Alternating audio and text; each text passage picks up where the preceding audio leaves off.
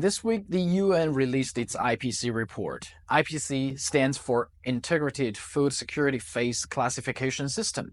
That report warns that the situation in Gaza is catastrophic, with northern Gaza facing imminent famine and the rest of the Strip at risk as well. More than half of all Palestinians in Gaza, 1.1 million people, have no more food supplies. In the classification, there are 5 phases of food insecurity. First, minimal or none. Second, stressed. Third, crisis. Fourth, emergency. And fifth, catastrophe or famine. Each of these phases has important and distinct implications for where and how best to intervene and therefore influences priority response objectives. UN Secretary General Antonio Guterres talked to reporters saying that Gaza marks the highest number of people facing catastrophic hunger ever recorded by the IPC system, anywhere, anytime. This is an entirely man-made disaster, and the report makes clear that it can be halted. Today's report is Exhibit A for the need for an immediate humanitarian ceasefire. I call on the Israeli authorities to ensure complete and unfettered access for humanitarian goods throughout Gaza and for the international community to fully support our humanitarian efforts. But how would a ceasefire help change the trajectory of this report? I asked Mr. Arif Hussein, WFP chief economist. If this is like, let's say, a 6-week ceasefire, do you think the time would be enough to change the trajectory of what you described in the report?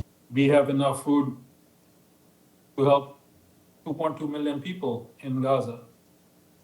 So what do we need? We need to make sure that their food can come in. What else do we need? We need to make sure that our people, humanitarians who are actually taking this food in, they are safe. And what else do we need? We need to make sure that people who are receiving this food, they are safe. And is that enough to do it for 1 day? No. 2 days? No. Because it's food, it is water, it's medicine. We need to do it in a very sustained way. Now, my hope is that if there is a 6 weeks peace agreement, it would lead to even more bigger peace or full peace. Then the High Commissioner of Human Rights, Mr. Turk, warned that Israel may be using food or a lack of food as weapon of war, which would be a war crime. And here is the response from the U.S. State Department. Let me just say that is not something that we have observed or witnessed, but we continue to be deeply concerned about the report that's indicating that famine is imminent in Gaza. And then I asked the spokesperson of the UN on the reaction of the U.S. State Department. What do you see of this contradiction of the UN and the U.S. Department of State? I mean, obviously, we stand by what our High Commissioner said, and we stand by what the report presented on Monday said. So we wouldn't comment on. Okay. Well, it's been reported that U.S. submitted another version of draft resolution on Gaza in Security Council that calls for an immediate ceasefire in Gaza that's tied to the release of hostages held by Hamas. Well, my personal take, the idea remains the same. This draft is to secure a possible Israel-Hamas deal on hostages. But when to vote on this draft? It depends purely on the negotiation between Israel and Hamas now. Well, this week, Sudan and Haiti are also on our radar. Just 2 things to mention. In Sudan, with less than 5% funded of the UN's appeal for $2.7 billion, Sudan is on course to become the world's worst hunger crisis.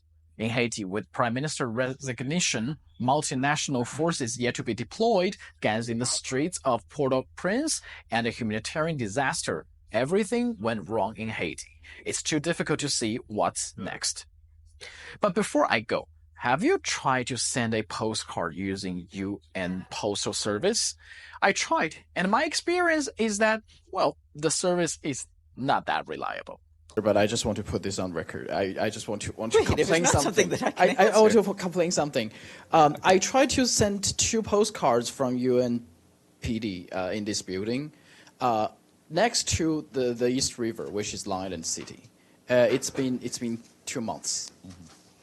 It's nowhere to receive those postcards. I actually asked some of my friends. They try to send postcards from this location out there to China and to somewhere else. They didn't receive those cards. I think check with the people at the I postal office checked. below. They told me. They said they will send all those postcards.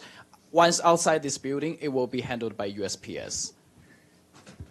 In that case, it should be in the hands of the U.S. Postal Service. So they lost all the cards? I mean, it's 100% now. I don't know. I don't speak for the U.S. Postal Okay. Service. So if you just want to have stamps or cards as souvenirs, just keep them. Don't try to send them in the building. At least, again, that's my experience. And that's all from me.